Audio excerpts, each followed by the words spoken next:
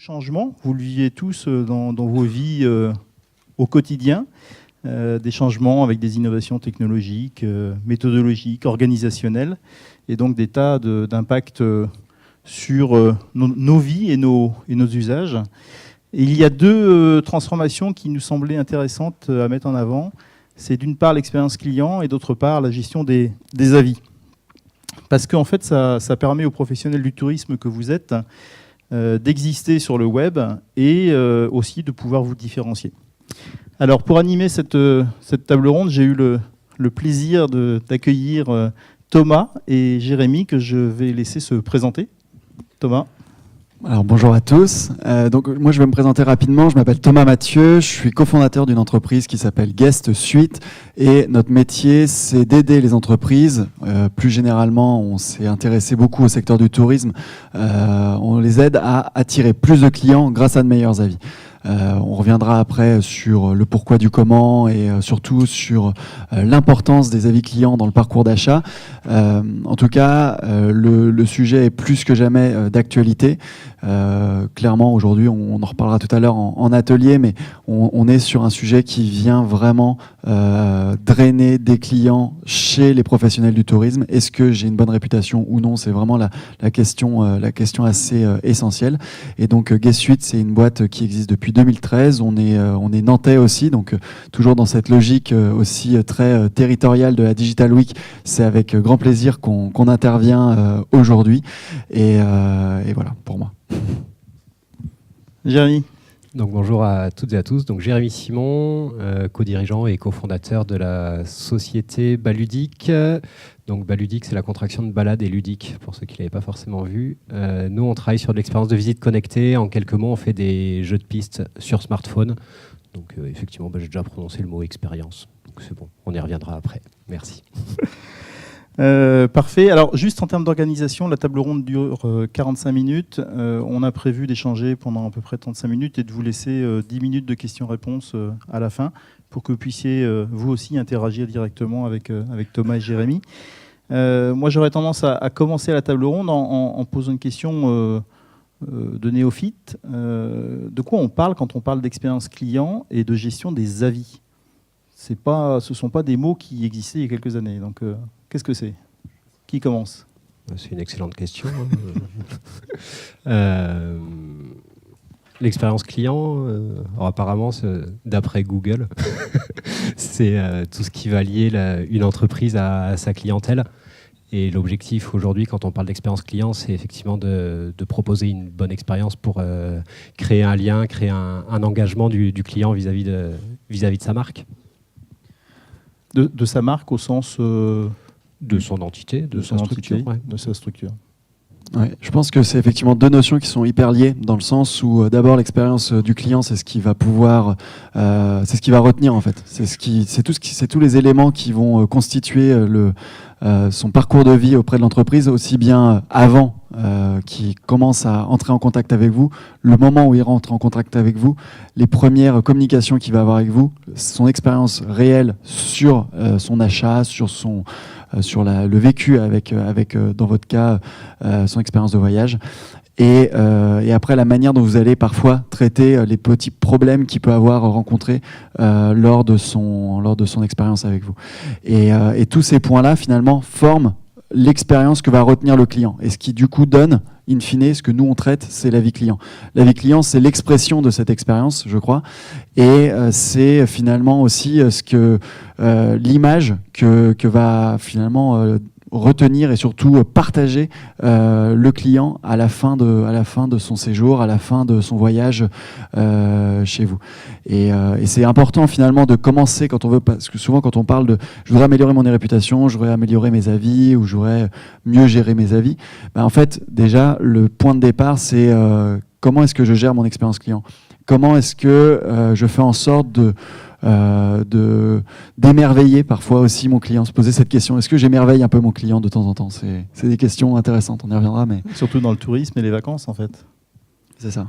C'est ça. Source de plaisir, comment je fais pour apporter du plaisir à mon client? Et pour me différencier aussi, puisque finalement, les expériences que le touriste ou que le visiteur va vivre tout au long finalement de son séjour, elles vont être assez semblables. Donc, qu'est-ce qui fait, où est-ce qu'il est le petit, on va dire, supplément d'âme qui fait qu'il va retenir votre expérience plus qu'une autre et que du coup, in fine, peut-être qu'il vous laissera un meilleur avis aussi.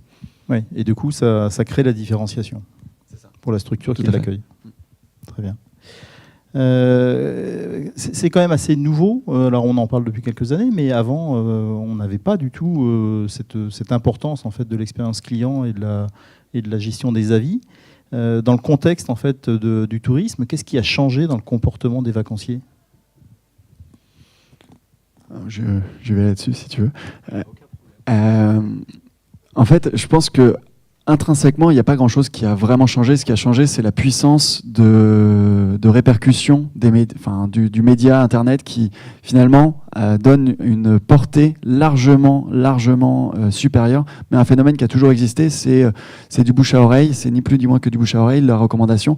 Sauf qu'aujourd'hui, on n'a pas de la recommandation directement de ses amis proches ou de sa famille ou de ses collègues. On a des recommandations, finalement, de n'importe qui, à n'importe quel moment, sur n'importe quel lieu, et surtout sur un lieu parfois qui est situé à l'autre bout du monde. Et bien souvent, et c'est souvent ça finalement qu'on recherche en tant que visiteur, quand on veut trouver un restaurant à proximité, on peut demander à ses amis en disant tiens, est-ce que tu as une bonne adresse, est-ce que tu as quelque chose à me conseiller.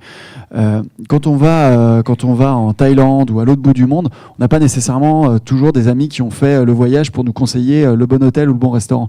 Et donc là, en fait, finalement, Internet et TripAdvisor et autres sont venus répondre à un besoin assez fondamental de l'utilisateur final qui était je suis inquiet quelque part, il me manque une information, j'ai besoin de cette information pour faire mon voyage dans les meilleures conditions possibles. Et finalement, je vais trouver cette information sur, en l'occurrence, TripAdvisor ou Trivago ou Booking, pour pas faire la pub d'une seule plateforme. Mais je vais surtout trouver cette information et je vais être rassuré dans mon parcours d'achat. Après, ça a engendré tous les biais qu'on peut connaître aujourd'hui, mais le point de départ, c'est quand même un besoin de l'utilisateur qui est d'être rassuré, surtout quand il va effectuer une réservation pour un séjour lointain. Oui, il y a eu aussi des tas d'évolutions sociétales, en fait, par rapport à la durée des vacances, à la période de vacances, peut-être. Ça influe aussi sur l'usage que les vacanciers ont d'Internet. Juste pour compléter aussi, c'est vrai que aujourd'hui, dans les avis, n'importe qui peut donner son avis aussi. Donc la difficulté, c'est qu'il y a aussi pas forcément de hiérarchisation là-dessus. Et pour reboucler avec l'expérience client aussi, il y a une question de quelqu'un qui est satisfait va en parler à 2 personnes. Quelqu'un qui n'est pas content va en parler à 30. Donc effectivement, il y a intérêt à satisfaire les clients également. Et effectivement, par rapport aux évolutions, le boom, on va dire, du tourisme de masse, années 60, c'était on part tous au mois d'août pendant 3 semaines, 1 mois. Aujourd'hui, c'est vrai que les longs séjours ont tendance à changer. On est beaucoup sur les 3 jours RTT, les week-ends prolongés. Il y a beaucoup d'enjeux d'ailleurs à travailler un peu sur les ailes de saison, à capter du monde. Juillet, août, il n'y a pas trop de problèmes, ils viennent. Mais comment on va proposer quelque chose à la Toussaint, sur les ponts du mois de mai, qui font qu'on va capter une clientèle plus locale et qui va venir sur un plus court séjour. Et du coup, moi, j'ai pas échappé à la règle. Cet été, je suis parti en vacances au mois d'août, désolé. En même temps, on est au mois de septembre. Et j'ai regardé les avis. Alors, j'ai cherché un camping dans le sud-ouest. Et j'ai vu des tas d'avis sur des tas de campings, alors des sites bien faits ou des sites mal faits, mais j'ai été marqué par un camping en particulier où il y avait des avis mais pourris, alors que le site était superbe, mais les avis étaient vraiment très négatifs, mais il n'y en avait que très peu. Alors je me dis quand même, c'est à double tranchant, parce qu'en fait, si on se prend des avis très très mauvais et on peut pas les fabriquer, les falsifier, les avis, donc comment on fait pour gérer ça ? C'est un très bon exemple, je trouve, dans le sens où c'est presque le meilleur exemple. Assez souvent, quand on s'intéresse à la réputation de nos clients et quand ils viennent vers nous pour traiter les sujets de réputation, bien souvent, ils ont un volume d'avis qui, à la base, est plutôt faible, en fait. Et le problème, c'est la représentativité de ces avis. C'est-à-dire que naturellement, ce qu'on estime, nous, c'est que 1% des visiteurs vont s'exprimer naturellement sur les plateformes d'avis. C'est-à-dire que c'est seulement 1% finalement qui font la réputation de l'entreprise. Donc c'est quand même, quand on a dit ça, faut prendre 2 secondes, quoi. C'est hyper grave quelque part. Donc on a sur 100 visiteurs, on n'aura pas du tout une réelle représentativité de ce que les gens ont vécu dans l'établissement. Et dans le cas donc de ce camping, qui ferait bien du coup de nous appeler. En fait, en tout cas, ce que j'imagine qu'il faut mettre en place, c'est déjà commencer à s'interroger sur est-ce que les clients déjà sont satisfaits, tout court, avant de commencer à vouloir améliorer la réputation. Et si c'est le cas, effectivement, il faut prendre les avis, collecter un maximum des avis des clients pour interroger tout le monde, en fait, très concrètement, pour pas que ce soit 1% des visiteurs qui fassent la réputation, mais plutôt 15-20% qui sont les résultats assez traditionnels que l'on va retrouver sur des enquêtes de satisfaction. Et dès lors, finalement, la réputation va être beaucoup plus représentative de la réalité. Mais c'est un travail qui se fait sur le long terme. Mais c'est presque un cas d'école en fait, quand effectivement on a très peu d'avis et une mauvaise note, c'est le cas le plus direct où on peut avoir un impact, quoi. D'accord, donc agir sur le fond pour produire de la qualité et en même temps ne pas falsifier les avis mais en recueillir le maximum pour que la qualité qu'on a produite soit visible directement par les clients, par les vacanciers, quoi. Alors il y a toujours cette tentation de falsifier les avis ou d'acheter des packs de faux avis. Quand on est professionnel et qu'on s'est pris un mauvais avis, on peut se poser cette question-là en fait. Le problème, c'est qu'aujourd'hui, c'est vraiment une pratique qui est extrêmement dangereuse. D'abord parce que les clients ne sont pas dupes et savent aussi maintenant de plus en plus reconnaître les faux avis, mais au-delà de ça, les plateformes font une vraie traque à ces pratiques-là et croyez-moi, je ne pense pas que vous vouliez vous retrouviez avec le macaron rouge en haut de TripAdvisor qui dit TripAdvisor suspecte cet établissement de tricher ou de pas de tricher mais de manipuler les résultats des avis. Franchement, on a déjà récupéré des clients qui étaient dans ce cas-là.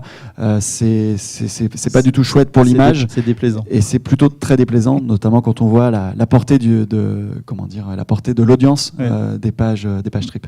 Alors moi, finalement, j'ai pas choisi ce camping. J'ai même pas choisi un camping. Je suis plutôt parti dans un gîte. Et tout simplement parce qu'en fait, ce gîte me proposait une expérience assez sympa de visite des environs. Je connaissais pas la région et ils avaient mis en place une sorte de circuit avec leurs partenaires en disant tiens, vous pouvez aller voir là, ça va vous faire découvrir un petit peu la région. J'ai trouvé ça assez original. Et du coup, Jérémy, moi je rapprochais ça un petit peu de ton expérience, enfin de ton activité sur des balades ludiques. Qu'est-ce que tu peux nous dire de plus sur cette façon d'accompagner en fait le visiteur ? Beaucoup de choses. Beaucoup de choses. Donc effectivement, c'est vrai que quand on arrive dans un coin qu'on ne connaît pas, on se demande un petit peu ce qu'on va faire. On a fait, 6, 8 heures de trajet. On arrive, on a peut-être envie de se dégourdir les pattes. Les enfants, ils sont au taquet.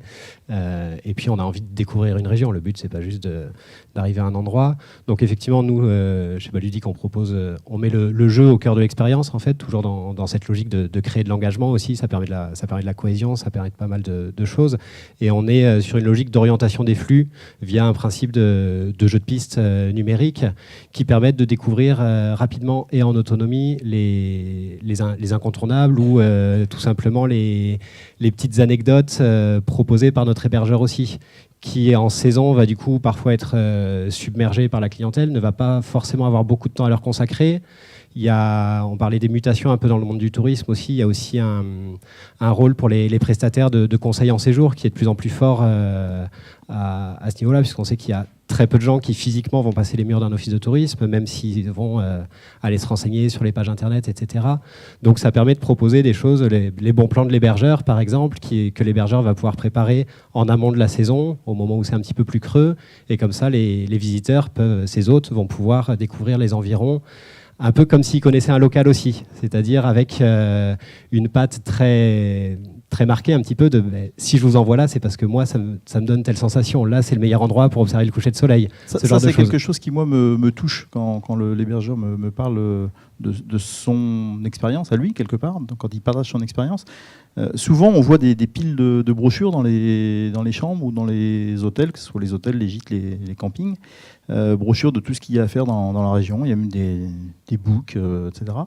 Et à chaque fois, moi, je me suis fait la remarque que c'était assez barbant à lire quand même. Parce que voir les 5 viticulteurs, les 5 musées de la région, je dis bah oui, d'accord, mais lequel je choisis, quoi. Mais c'est vrai qu'il y a parfois des piles assez impressionnantes qui ne sont pas toujours d'actualité, puisque faut le remettre à jour aussi régulièrement. Après, ça dépend aussi des publics. Il y a pas mal de publics qui sont très papier aussi. Donc, c'est des choses qui se complètent, en fait, qui vont répondre à différents usages. Et c'est vrai que le côté brochure multiple, effectivement, comment on se différencie. Et en termes d'expérience pour le client, j'arrive, tenez, voici la pochette avec tous les dépliants. Ok. Merci. Et en préparant cette table ronde, je suis allé visiter le site Baludique et j'ai entendu parler de quelque chose qui m'a intrigué, parce que je n'ai pas trouvé beaucoup d'informations, mais c'est le slip du campeur. Tu peux m'en dire un petit peu plus sur le slip du campeur ? Le slip du campeur, donc ça c'est un jeu qu'on a spécialement développé pour tous les sites d'hôtellerie de plein air, puisque souvent on parlait tout à l'heure de l'accueil, comment on va découvrir un petit peu le site, ses environs. Donc nous souvent on est sur une approche, on peut être sur une approche très sur mesure, avec un volet agence pour concevoir les jeux en réponse à la demande spécifique de nos clients. On peut aussi être sur une approche do it yourself, on va dire, avec un accès à un back-office qui permet de créer ces jeux. Moi, pour vous dire, j'ai une formation de géographe et je viens du monde de l'animation plutôt, donc c'est vraiment un outil d'animation. Et après, on a remarqué qu'il y avait des gens qui n'avaient pas forcément ni le temps, ni l'argent pour créer leur propre jeu, ni la créativité. Donc, on peut proposer aussi des scénarios sur mesure. Donc là, on s'est dit, pour répondre à la problématique d'un camping, parfois, qui va avoir besoin de proposer un outil pour mieux appréhender la complexité de son site, parfois, où est la buvette, ça se repère facilement souvent, mais où sont les toilettes, l'accès plage, etc. Pour bien se repérer, c'est important quand on arrive dans un lieu de l'arpenter et de bien s'y repérer. Donc on a créé un petit jeu où c'est quelqu'un qui, en sortant de la piscine, s'est fait piquer ses affaires par ses copains. Et donc le but du jeu, c'est de sillonner les 4 coins du camping pour retrouver sa serviette de plage, son chapeau de paille, ses boules de pétanque, etc. Idéalement, le jeu peut se finir à la buvette avec un coup à boire et puis et ce genre de choses. Donc une visite guidée quelque part du camping, avec aussi un intérêt peut-être de gérer les flux ou d'orienter les flux. Effectivement, il y a toujours des questions de zone blanche. Moi, j'avais travaillé plusieurs saisons comme animateur scientifique dans des centres de vacances de la CCAS, c'est le comité d'entreprise d'EDF. Je parlais de tourisme à des touristes, c'était pas si déplaisant que ça, mais il y avait beaucoup de problématiques où ils mettent en avant au niveau de la CCAS le côté culturel, le côté solidaire, etc. Donc moi, ce qui m'avait marqué, c'est que des fois, il y avait des animateurs qui mettaient en place ce qu'ils appelaient un potager partagé, solidaire, etc., qui en général était au fin fond du camping. Donc de temps en temps, on voyait des petits arrosoirs qui se baladaient, donc il y avait une petite signalétique, mais c'était pas forcément évident aussi de faire connaître le lieu. Donc souvent, on était interpellés par des autres qui nous disaient le potager solidaire, il est où, ou telle animation. Donc là, effectivement, par le jeu, on va pouvoir orienter les flux et un peu comme on parle de zones blanches sur les couvertures réseau, il y a dans chaque site des zones blanches où les gens ne vont pas forcément passer, à l'opposé de zones un peu de concentration de flux. Donc ça permet aussi de dispatcher et d'amener les gens là où on veut les amener aussi, sans qu'ils s'en aperçoivent, puisque c'est par le jeu qu'on utilise ça. Parfait. Je vais continuer à vous raconter mes vacances, mais dans le gîte dans lequel je suis arrivé, il y avait une superbe piscine, alors vraiment magique. Et du coup, j'ai pris une photo et puis je l'ai postée sur mon Instagram. Et malheureusement, je suis pas un très bon photographe. Et puis mon appareil photo mon téléphone prend pas des photos superbes. Et je me suis dit que ça pouvait être aussi contre-productif, parce que quelque part, je leur ai pas forcément rendu un grand service avec une photo qui n'était pas de très bonne qualité. Est-ce que dans les avis, on aborde aussi ces aspects de communication visuelle ? Alors, Effectivement, c'est un sujet, la partie visuelle dans la vie client. C'est un sujet qui est un peu à double tranchant. C'est-à-dire qu'aujourd'hui, on est de plus en plus sur des stratégies, et je pense qu'il y aura des sujets un petit peu plus tard dans la journée sur ça, mais des sujets d'influenceurs ou de micro-influenceurs, comment finalement faire en sorte d'avoir de la visibilité grâce à des personnes individuelles qui vont réaliser des photos avec leur propre système. Parfois, c'est très réussi et effectivement, ça va rayonner sur le cercle d'influence de la personne. Parfois, c'est plutôt moyennement réussi parce que effectivement, tout le monde n'est pas un excellent photographe ou n'a pas forcément le bon matos. Il y a un point, je fais une parenthèse là-dessus, mais c'est important de l'avoir en tête. Chaque fiche, que ce soit sur Google My Business, TripAdvisor ou autre, donne la possibilité aux internautes de mettre des photos personnelles, mais donne aussi la possibilité aux propriétaires de mettre ses propres photos. Et les propres photos ont la priorité, la plupart du temps, sur les photos des utilisateurs. Donc si jamais vous avez effectivement des personnes qui vous ont mis des photos qui sont pas forcément les plus bien cadrées ou les mieux exposées, parce que assez souvent on voit ça aussi, les photos surexposées ou sous-exposées qui mettent pas du tout en valeur les lieux.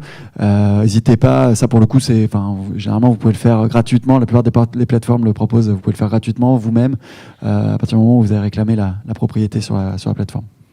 Parenthèse fermée. Et du coup, moi j'ai noté qu'il y avait un atelier sur une image vaut 1000 mots, donc j'irai probablement y assister pour apprendre à faire des belles photos. Pour prendre des cours. Exactement. En termes de jeux, Jérémy, est-ce que tu as quelques exemples de jeux à nous donner qui pourraient illustrer ce que des professionnels du tourisme peuvent mettre en place ? Tu veux dire en plus du slip du campeur ? Ouais, en plus du slip.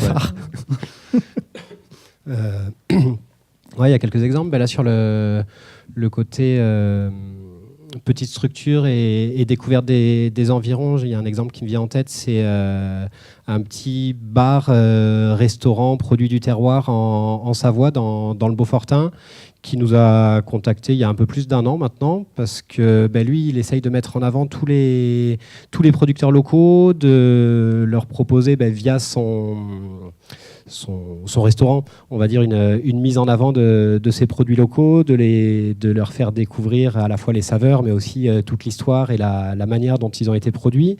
Donc en fait, son besoin était de proposer quelque chose de plus engageant et de moins hors sol. Enfin, je ne vais pas dire que le restaurant est hors sol, mais c'est, on va dire, la fin de vie du produit, que ça soit du vin, des jus de fruits, du fromage, de la charcuterie. C'est le bout de la chaîne, quelque part, quoi.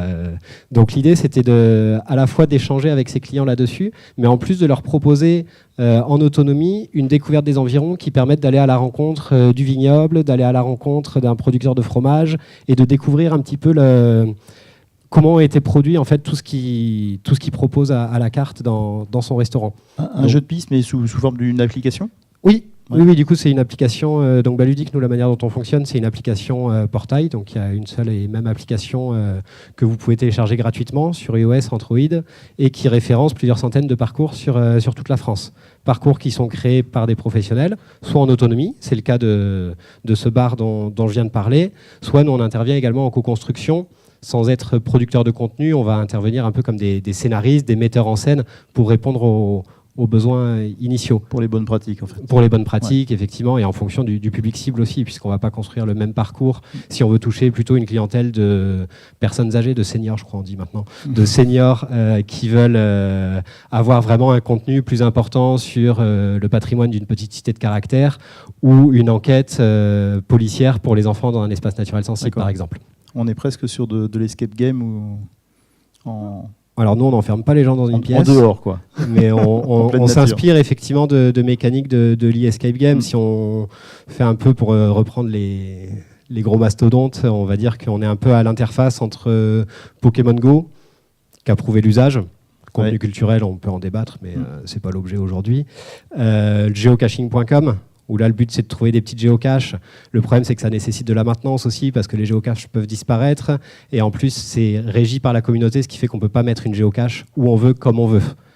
Et puis, effectivement, les escape games qui marchent assez fort. Donc après, on adapte un petit peu chaque parcours en fonction des besoins de la cible, puisqu'on travaille aussi beaucoup sur du serious game en entreprise, pour du séminaire ou ce genre de choses. D'accord, parfait. Je reviens un peu sur les avis, parce qu'en fait, cet été, là, sur le gîte dans lequel je suis allé, j'ai posté un avis super favorable à la fin de mes vacances. Mais je leur ai fait une petite remarque. Il y avait un sujet qui me semblait pouvoir être amélioré. Et j'ai pas eu de réponse en fait. Et j'avoue que je suis un peu frustré par rapport à ça. Et quand on en a discuté, tu me disais plein de choses intéressantes sur ce point-là. Alors effectivement, c'est sur le sujet de la réponse aux avis. Ça, c'est toujours un sujet un peu, un peu épineux quand on en vient à la réponse aux avis, parce que bien souvent, on est aussi, on est tous chefs d'entreprise et on a quand on reçoit un avis négatif, c'est un peu, on s'attaque à son bébé, quoi. Et c'est assez, parfois ça peut être assez violent en fait. Et alors là, c'est pas le cas parce que a priori t'étais plutôt positif et t'as juste fait une remarque. Mais bien souvent, ça peut être dans tous les cas assez difficile de répondre sans affect et sans être trop, on va dire, punitif dans la réponse. Et effectivement, la réponse, toi, ça te frustre de ne pas avoir de réponse.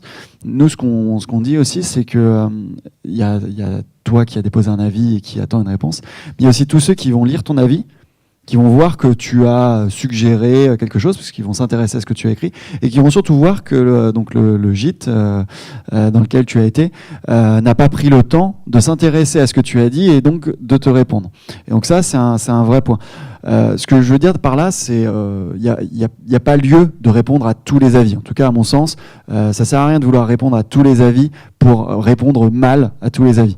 En revanche, on peut se fixer quelques règles et quelques critères pour dire est-ce qu'il faut ou non répondre à un avis. Systématiquement et sans se poser de questions, si l'avis est négatif, il faut y répondre. Il n'y a pas de débat. Si l'avis est positif, qu'il n'apporte pas, on va dire, grand-chose de plus, si c'est juste pour lui dire merci beaucoup, bonne journée, et faire pareil sur les 15 avis en dessous, ça n'apportera rien non plus. Par contre, si c'est un avis, dans ton cas, voilà, c'est un avis plutôt positif, mais qui pose une question ou qui interroge, là, ça a du sens de venir apporter les précisions nécessaires, parce que sinon, vous imagineriez pas en fait ne pas répondre à un email d'un client ou ne pas répondre à un message laissé sur la messagerie. C'est un peu la même chose en fait.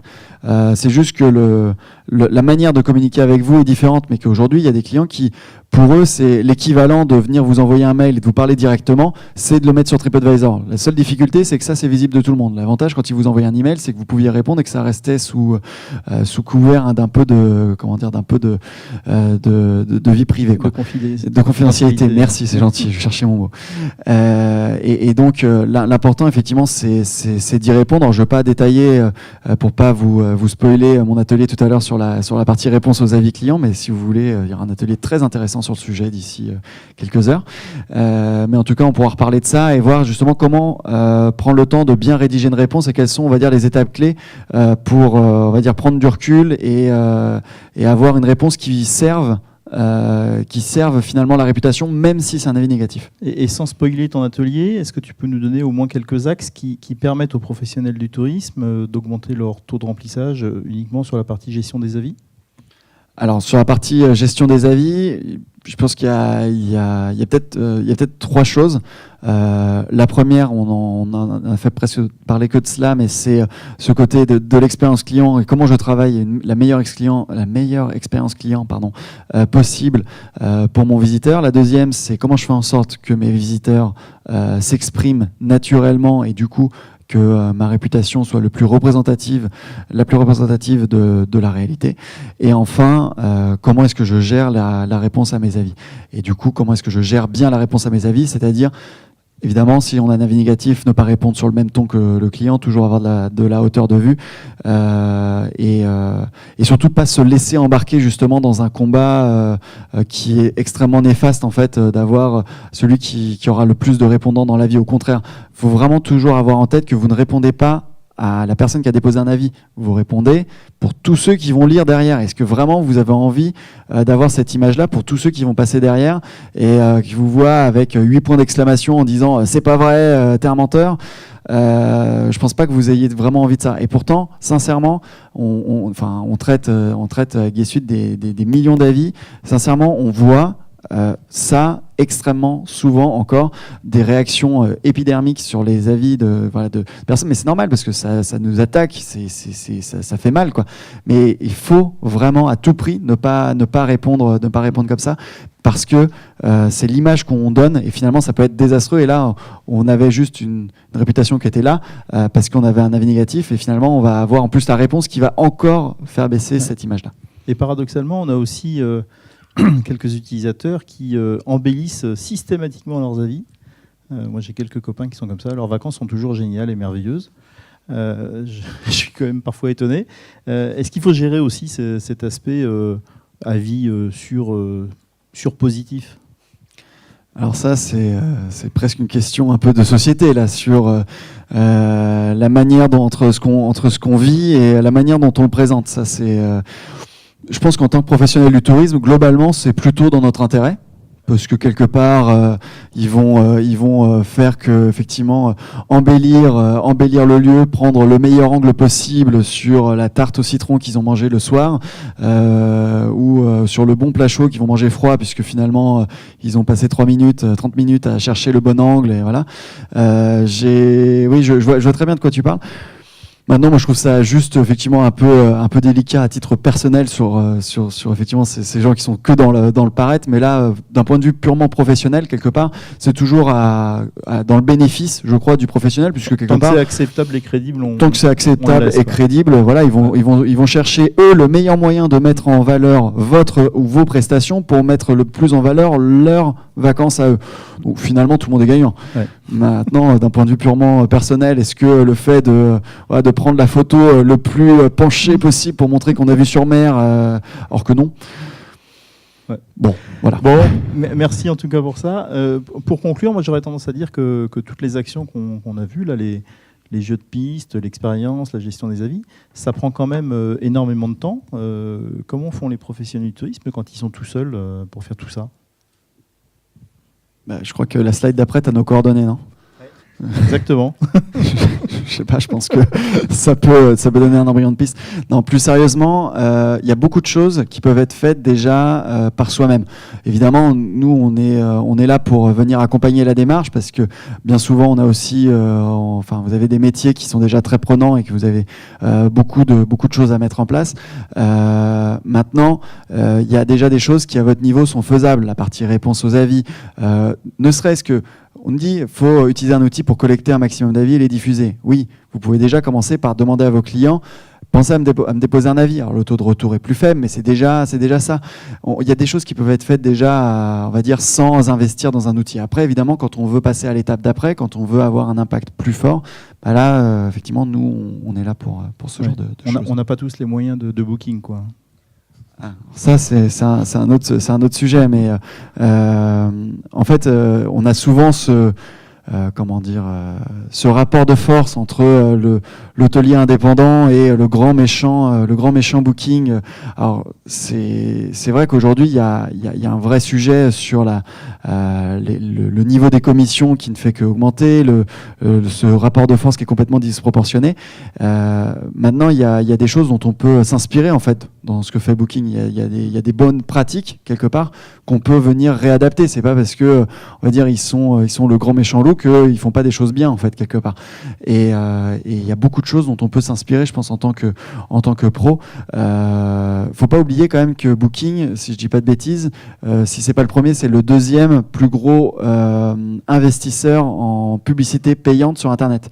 C'est-à-dire que c'est eux qui investissent le plus en AdWords. Alors vous me direz bien souvent en achetant le nom de mon hôtel. C'est vrai, mais il n'empêche qu'ils font un effort publicitaire. Ils font un effort publicitaire qui est réel. Il faut voir comment déjà à son niveau, on peut aussi retrouver un effort publicitaire qui soit proportionnel et qui puisse aussi servir sa réputation. Il y a des choses en fait, je pense. Essayer de reproduire un petit peu les de reproduire des mécanismes, des mécanismes dans la manière, par exemple, dont on va aussi traiter le parcours d'achat du client sur le site internet. C'est un vrai enjeu. Je crois qu'en tant que pro du tourisme, on vous bassine de plus en plus avec la réservation en direct, avec le fait de prendre les résas directement directement sur votre site internet, de pouvoir privilégier aussi ce canal-là, enfin du moins pour pouvoir, on va dire, éviter le commissionnement de Booking, qui parfois est carrément en cannibalisation, parce que le client il voulait venir chez vous et il passe par Booking, quoi. Enfin, je veux dire, c'est encore pire, quoi.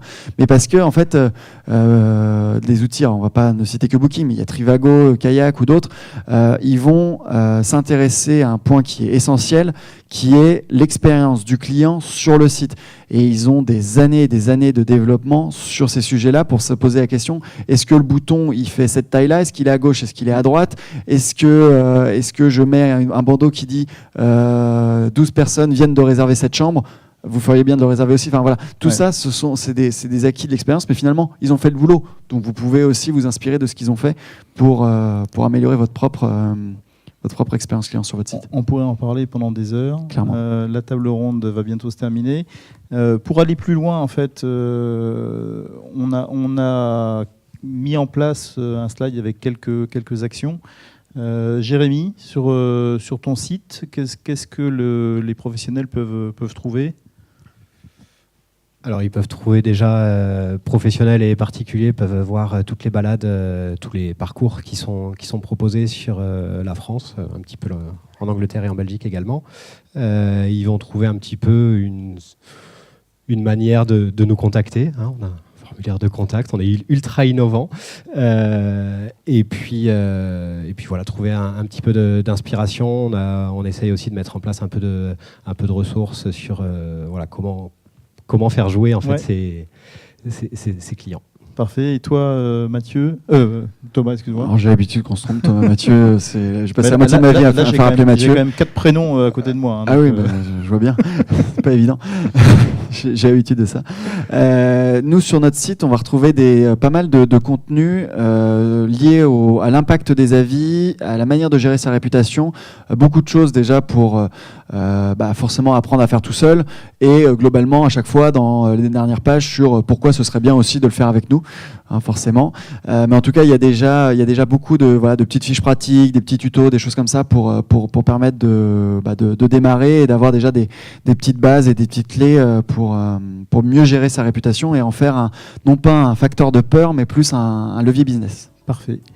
Vous avez également donc les différents ateliers de la journée. Vous avez tous le programme. Thomas et Jérémy animent 2 ateliers qui sont dupliqués, donc vous pouvez aller voir en fait leurs applications. Et j'en profite pour me faire aussi un petit peu de pub, parce que si vous vous dites que vous n'avez pas le temps, il y a aussi un atelier sur Je n'ai pas le temps, et là on va parler de vous. Donc vous allez trouver des solutions qui vont rien vous coûter et qui vont être simples, pas forcément, mais en tout cas que vous pourrez mettre en œuvre si vous avez envie de les mettre en œuvre.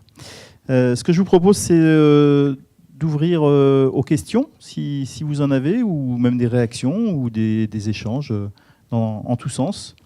Est-ce que l'un d'entre vous veut lancer le bal ? Alors, Samy se précipite. Ah, ça, j'en suis pas sûr, parce que tout le monde ne va peut-être pas vous entendre. Et la question est plus importante que la réponse, j'allais dire.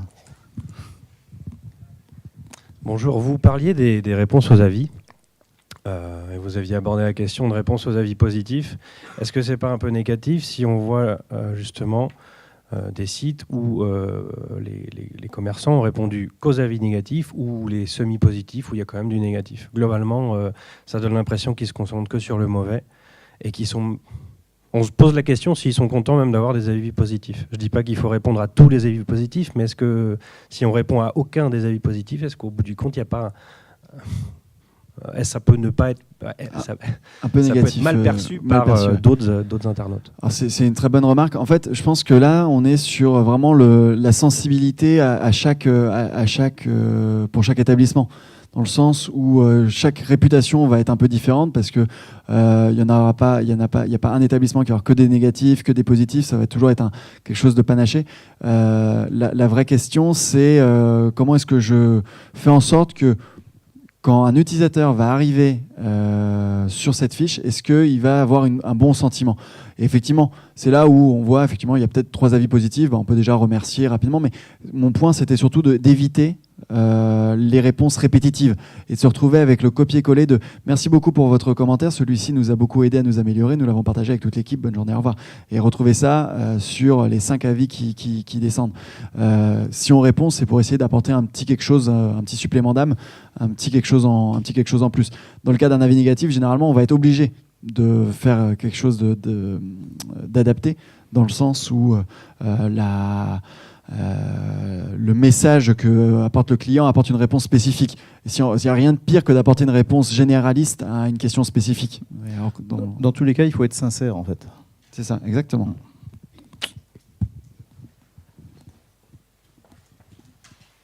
Alors, monsieur là-bas, à droite.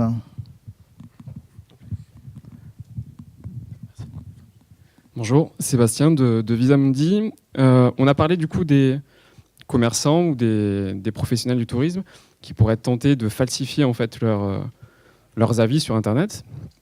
Quid finalement de leurs concurrents qui pourraient être tentés de faire du négatif, de l'avis négatif en fait, pour d'autres des concurrents sur un secteur en particulier.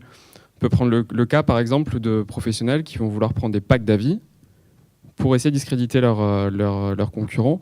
Est-ce que les plateformes actuellement sont équipées pour, en tout cas, anticiper, analyser, rectifier les fiches en conséquence ? Alors, les plateformes sont de plus en plus équipées sur ces sujets-là, parce que c'est effectivement des comportements qu'on remarque depuis 3-4 ans qui sont on va dire, en progression. Malheureusement, il n'y a pas une solution ou un remède miracle si effectivement on a des concurrents qui sont aussi bas niveau et de mauvaise foi que ça. Forcément, c'est un vrai risque.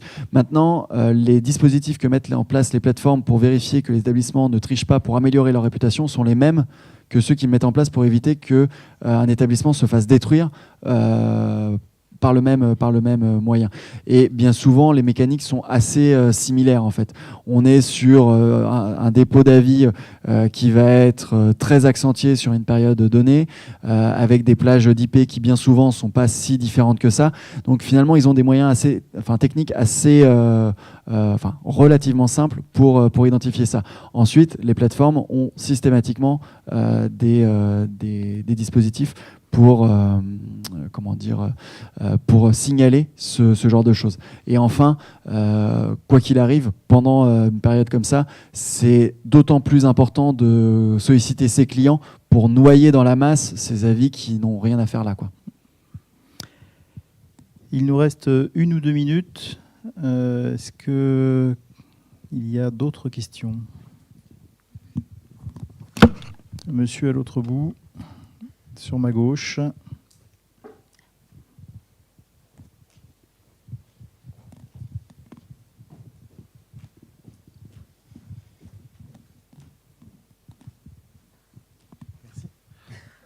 On a vu se développer dans notre activité le chantage aux avis. Quel conseil vous avez ? C'est-à-dire des clients qui carrément nous menacent, ou en tout cas essaient de nous faire du chantage en disant voilà, si vous voulez pas un mauvais avis, etc. Est-ce que vous avez des parce que les plateformes essayent de nous protéger, il y en a qui jouent le jeu, je pense à Airbnb, mais est-ce que vous avez des techniques par rapport à ça ? Et est-ce que vous voyez surtout ce phénomène se développer ? Alors, c'est un phénomène où, pour le coup, on en entend beaucoup parler, mais chez nos clients, on l'a assez peu vu en réalité. Donc déjà, en tout cas, nous, à notre niveau, on n'a pas, on va dire, un niveau d'inquiétude, entre guillemets, par rapport à ça élevé, dans le sens où on le voit assez peu. Effectivement, c'est un comportement qui existe. Ce client, concrètement, le chantage à l'avis, c'est le client qui va vous dire maintenant je veux une réduction, sinon je vous laisse un avis négatif. Très concrètement, ça va être ça. C'est quelque chose qui va exister. Maintenant, alors après c'est très personnel et c'est assez impliquant ce que je vais dire, donc vous n'êtes pas obligé de suivre mon Marocco, mais moi je serais personnellement d'avis de refuser la demande du client, de le laisser s'exprimer et de prendre le temps d'adresser une réponse précise, pas vindicative, mais précise, en expliquant concrètement et factuellement ce qui s'est passé avec ce client. Et voilà, et là je pense que la musique commence à nous dire qu'il va falloir que je clôture. Oui, exactement. Alors, vous avez maintenant 15 minutes en fait pour changer de lieux, d'activités, d'ateliers ou de conférences. N'hésitez pas à rejoindre Thomas et Jérémy juste à la sortie de l'amphi si vous avez d'autres questions à leur poser. Et merci pour votre écoute.